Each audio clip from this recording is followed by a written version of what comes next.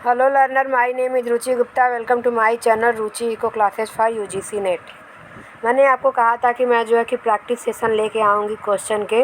इसमें जो है मैं आपको एमसीक्यूज दूंगी और आपको जो है कुछ टाइम दूंगी. आप जो है कि उसके आंसर जो है कमेंट सेक्शन में कमेंट जो है टाइप कीजिएगा. मैं आपको देखूंगी, आपके क्वेश्चन के आंसर को देखूंगी और उसके बाद मैं जवाब दूंगी. उसके लिए आपको जो है 15 सेकेंड का टाइम रहेगा.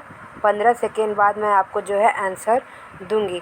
और आप लोग जो है अपने क्वेश्चन को जो है अगर आप लोग ऑफलाइन देख रहे हैं तो आप लोग जो है उस क्वेश्चन के आंसर को जो टिक कीजिएगा बुक पे. देखिएगा आपके कितने क्वेश्चन के आंसर सही हो रहे हैं. इससे आपको पता चलेगा कि आपकी पीजीटी के लिए प्रिपरेशन किस तरीके से चल रही है. और ये क्वेश्चन जो है सिर्फ पीजीटी नहीं, टीजीटी, आपके जो असिस्टेंट प्रोफेसर और जो है आपकी असिस्टेंट प्रोफेसर और यूजीसी नेट, इससे आपको पता चलेगा क्योंकि ये बेस है. और बेसिक से मतलब कि आपका बेसिक क्लियर है कि नहीं ये आपको पता चल जाएगा. ठीक, तो स्टार्ट करते हैं क्वेश्चन नंबर 1 से. तो फर्स्ट क्वेश्चन है, who is considered as father of modern macro economics. Option है Adam Smith, professor J M. Keynes, तीसरा J N. Keynes and Alfred Marshall. तो आपके स्टार्ट होते हैं टाइम. आपसे शुरू कीजिए.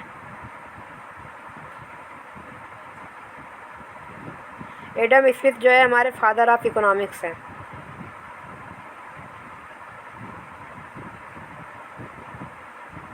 तो मैं अब आपको आंसर देती हूँ. इसके जो है जे.एम. कीन्स है. ठीक. Who wrote the book general theory of employment, interest and money. तो आप टाइप कीजिए कमेंट में, कमेंट सेक्शन में टाइप कीजिए Adam Smith, J N. Keynes, professor J M. Keynes, martial.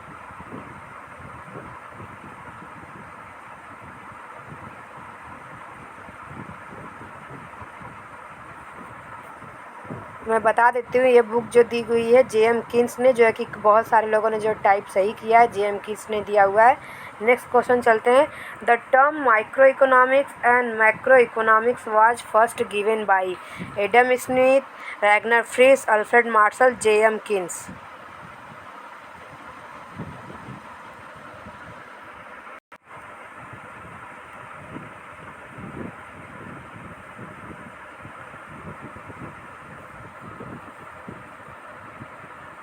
Type कीजिए. तो रैगनर फ्रिश कुछ लोग सही भी दे रहे हैं, कुछ लोग गलत भी दे रहे हैं. तो ये जो टाइप किया है आंसर है रैगनर फ्रिश. जिन लोगों ने ये सही किया है उनके लिए जो है कि all the best. The book general theory of employment, interest and money was published in 1936, 1836, 1963.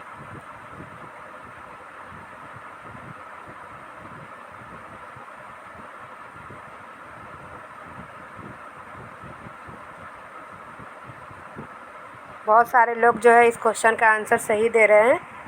तो ये जो है 1936 में आई थी. इसे जो है कीन्स ने दिया था. ठीक. नेक्स्ट क्वेश्चन चलते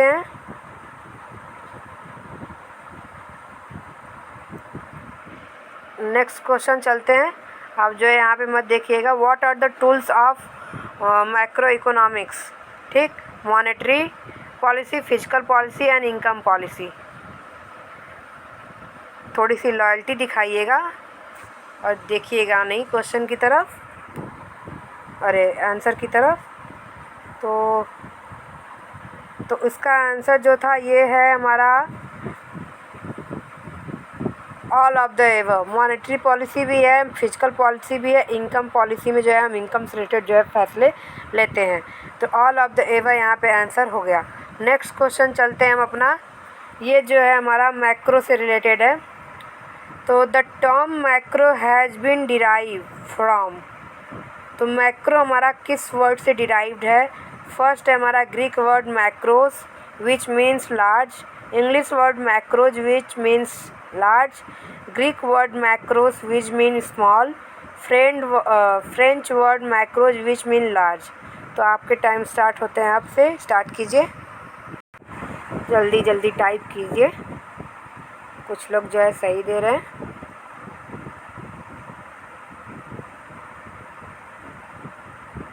तो इसका आंसर है Greek word macros which means large. ठीक. नेक्स्ट है in macro economics we study about. theory of national income and employment, theory of money supply and price level, theory of international trade and economic growth, all of the above. Macro economics में हम as aggregate जो है करते हैं।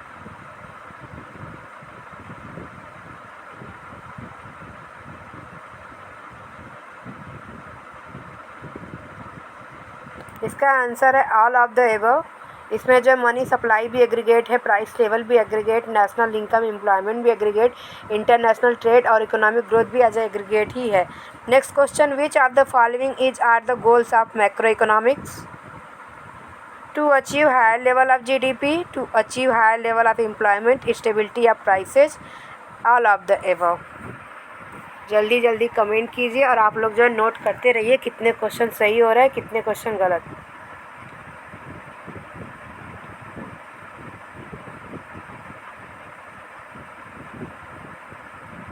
तो इसमें भी जो है गोल ऑफ मैक्रो इकोनॉमिक्स में ऑल ऑफ द एबव आ जाएगा। प्राइस स्टेबिलिटी भी आता है, हमारा जो जीडीपी इंक्रीज करना भी आता है, हमारा हाई लेवल ऑफ एम्प्लॉयमेंट भी आता है। तो ये सारे हो जाएंगे ऑल ऑफ द एबव। और यहाँ से ये वाला क्वेश्चन हमारा हो गया। GDP deflator is equals to, most IMP question है, पूछा हुआ है। ठीक, nominal GDP divided by real GDP multiplied by 100, real GDP divided by nominal GDP multiplied by 100, nominal GNP divided by real GNP multiplied by 100, nominal GNDP divided by real ENDP multiplied by 100। ये जो है NTA वालों का जो है favourite question आता है, इससे वो मैथमेटिकल क्वेश्चन भी पूछते हैं। तो जल्दी जल्दी कमेंट कीजिए। ऑप्शन ए, बहुत लोग सही कर रहे हैं, ऑप्शन ए इसका जो है सही है। Next, who develop the classical theory of income and employment? J.S. Mill, J.B. से, रिकार्डो, ऑल ऑफ द एबव।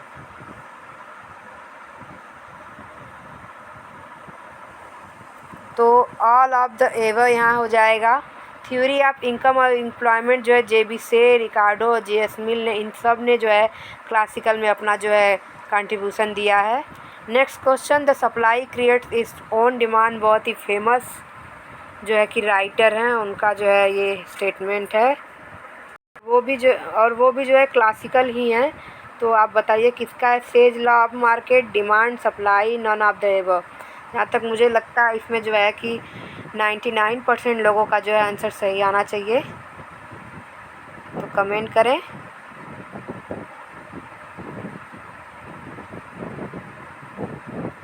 सही है, market says law of demand, law of market जो है J.S. मिल ने दिया था। ठीक, the book general theory of employment, interest and money was written by, ये अगेन जो है रिपीटेड है। तो आप लोग इसको भी कमेंट कर दीजिए। इसका आंसर मैं अभी बता देती हूँ, J.M. केन्स। नेक्स्ट क्वेश्चन है हमारा, Keynesian theory of employment is based on the concept of aggregate demand, aggregate supply, aggregate demand and supply, both, none. Most IMP question है और पूछता है पेपर में।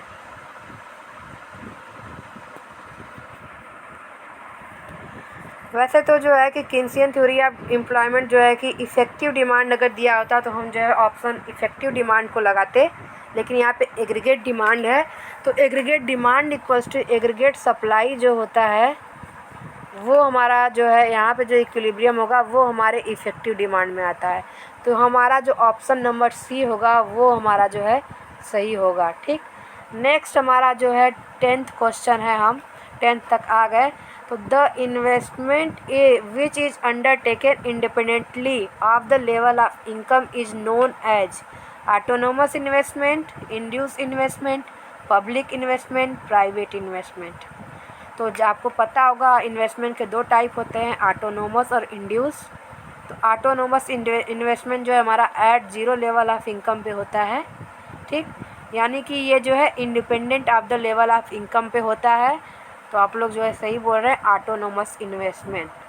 Next, the component of aggregate demand is are, first household consumption expenditure, government final consumption expenditure, B है, C है public and private expenditure, D है all. तो जल्दी जल्दी जो है कमेंट करें।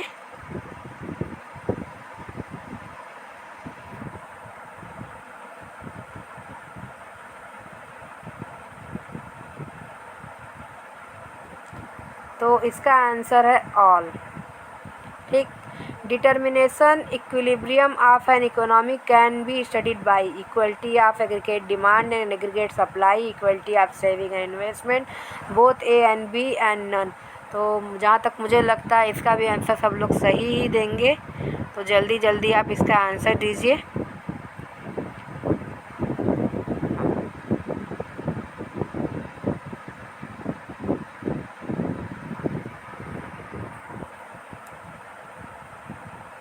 तो determination equilibrium of an economy के लिए ये हमारा जो है equality of saving and investment जो है इम्पॉर्टेंट है।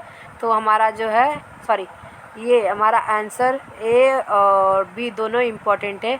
एग्रीगेट डिमांड और एग्रीगेट सप्लाई भी होनी चाहिए और सेविंग इक्वल्स टू इन्वेस्टमेंट भी होनी चाहिए। तो बोथ ए एंड बी दोनों आंसर हमारा, यानी कि आंसर सी हमारा सही है। नेक्स्ट क्वेश्चन चलते हैं हम अपने। The relationship between consumer expenditure and disposable income, ये जो है हमारा कंजप्शन फंक्शन से रिलेटेड क्वेश्चन है एमपीसी से। तो द रिलेशन, मैंने आंसर भी दे दिया। The relation between consumer expenditure and disposable income is the, तो आप जो है कंजप्शन फंक्शन मैंने आंसर दे ही दिया। नेक्स्ट क्वेश्चन चलते हैं। विच of the following statement is true concerning the consumption function. Consumption function को देख के आप बताइएगा। It's slope upward, its slope equal the MPC, it represent the direct positive relationship between consumption function spending the level of real disposable income. If the consumption function lies above the 45-degree line then saving is positive. तो आप जो है इसका answer दें।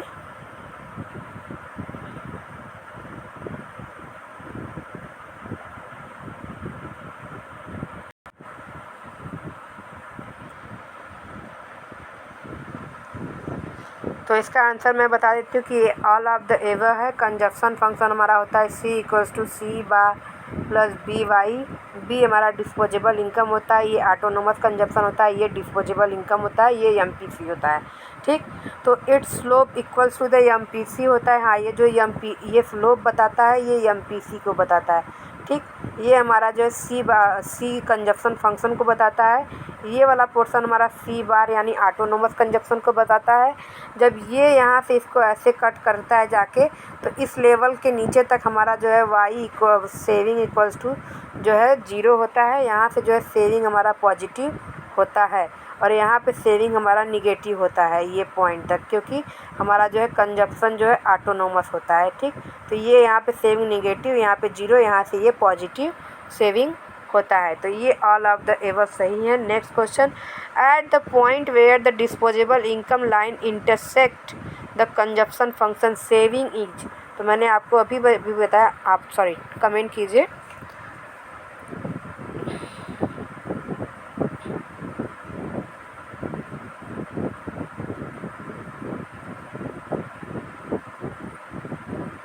तो मैं आपको बता देती हूँ, ये जो हमारा कंजप्शन फंक्शन गया, ये ऑटोनोमस कंजप्शन, ये हमारा disposable income.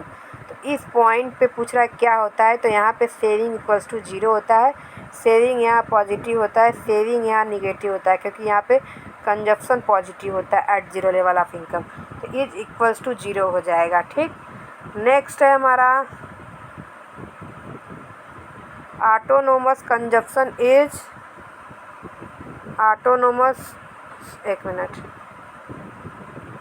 Autonomous consumption is consumption that varies directly with disposable income, varies inversely with disposable income, is independent of the level of disposable income, is constant at first and then varies with disposable income.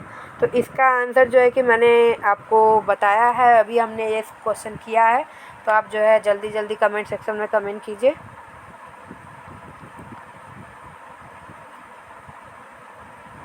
सही। तो is independent of the level of disposable income. Repeated question है क्योंकि ये जो है zero level of income पे बताता है। Autonomous consumption is equal to the level of consumption associated with. Same question है, बस तरीका उसका चेंज कर दिया।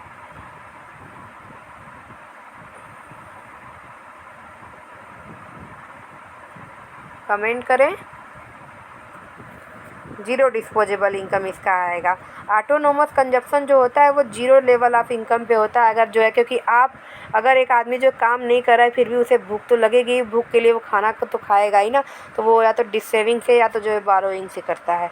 Next question, the marginal propensity to consume is computed as the change in, यानी मार्जिनल प्रोपेंसिटी टू कंज्यूम का formula पूछ रहा है।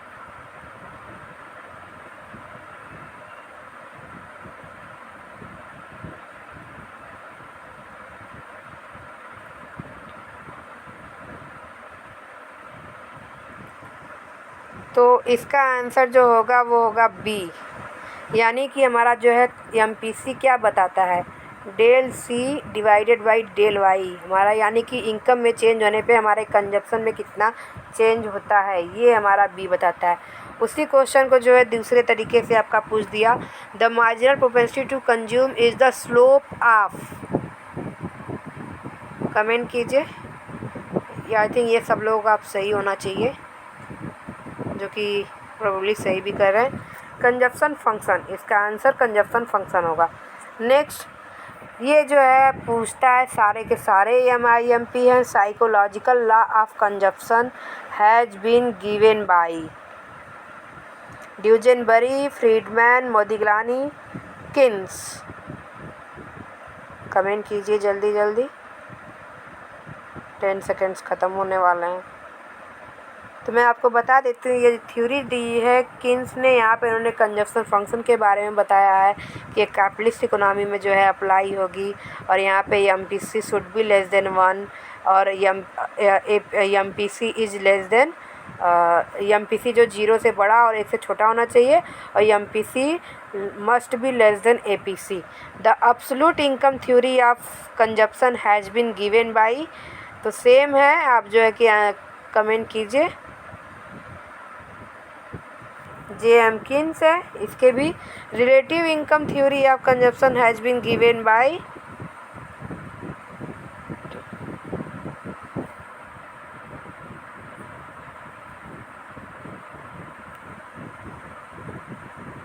ड्यूजेनबरी ने दिया है इसे।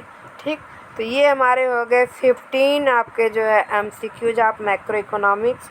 आई होप आप लोग को जो है ये बेनिफिशियल रहा होगा आप लोगों के लिए, और आप लोग जो है कि आपके कितने क्वेश्चन सही हुए हैं आउट ऑफ 16। तो आप जो है क्वेश्चन के जो है आप कमेंट सेक्शन में कमेंट कीजिए और अपने जो है प्रिपरेशन को बूस्टअप कीजिए। तो मिलते हैं नेक्स्ट वीडियो में।